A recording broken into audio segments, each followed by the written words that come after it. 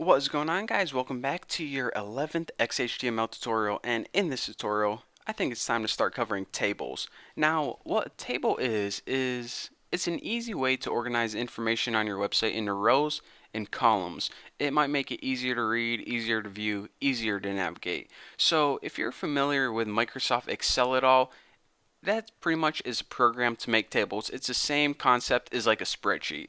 So if you don't know what a table is or you never saw one before, then the easiest way to learn is just to watch this tutorial, and trust me, by the end of it you'll get it like that. So the first thing that we need to do in order to create a table is to make our table tags.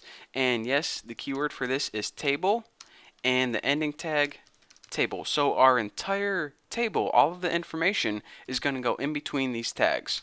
So as I said before, tables consist of rows and columns. Now let's go ahead and make a table with two rows. In order to do this, we need the tag TR. This stands for table row, and also at an ending TR, in everything that goes in between the opening and closing TR tag, that's going to be one row of the table. So let's go ahead and copy this and paste it, and now we have a table with two rows. We don't have any information in there, but hey, we got a table with two rows. It's a start.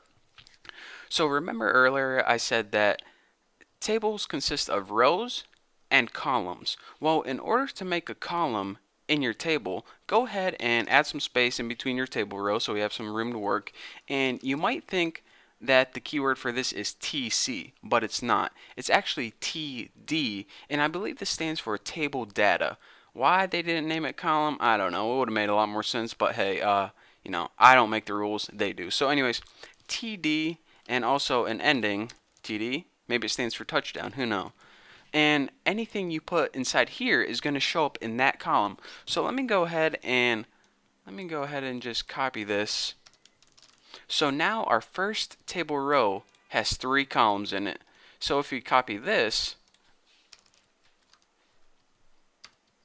and paste it right here, so check it out. We have a table and it has one row and another row right here, and each of these rows have three columns. Now if you save this and refresh it right now, we'll get an empty screen. Even though we have a table there, if we don't have any data inside, then nothing's going to show up because it's like a blank table. So let's go ahead and add some data. Just write, whatever's on your mind. Let's see what's on my mind today. Fish in capital letters. Must have accidentally hit caps lock. Apples. Let's see what else. Tuna. Dang, I must be hungry or something. Let's see. A tuba. Musical. Ham chops. And let's see. Corn with a question mark, like you're asking someone a sentence or a question or something. Who knows?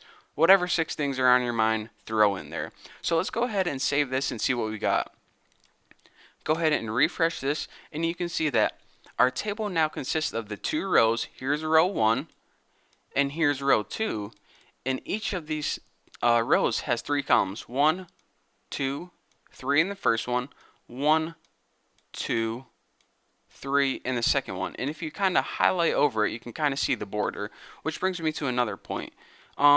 If you don't quite understand yet, trust me, here's a little attribute that you can add to your table to make it a lot more clear, or a lot clearer. More clear or clear? I don't know what the correct term is, but anyways, you see how our table has no borders and the edges are kind of hard to see?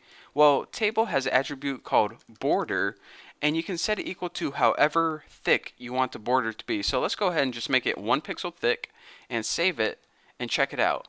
We now have a table that's a whole lot easier to see that yes, it does in fact consist of two rows with three columns in each row. So yeah, that may be a little bit easier. So from now on, I'm probably going to add that attribute in the upcoming tutorials just because it makes everything a lot more clear.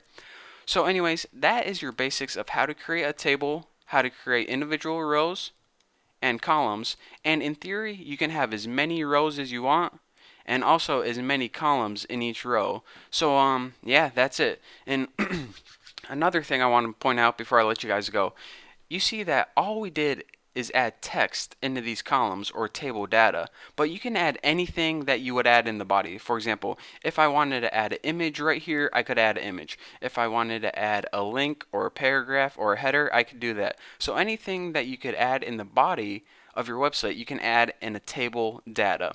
So that's how you create tables. I hope you enjoyed. Don't forget to stick around for the next couple of tutorials because we are not done with tables yet. There's a whole slew of things to cover. So thank you guys for watching. Don't forget to subscribe, and I'll see you guys later.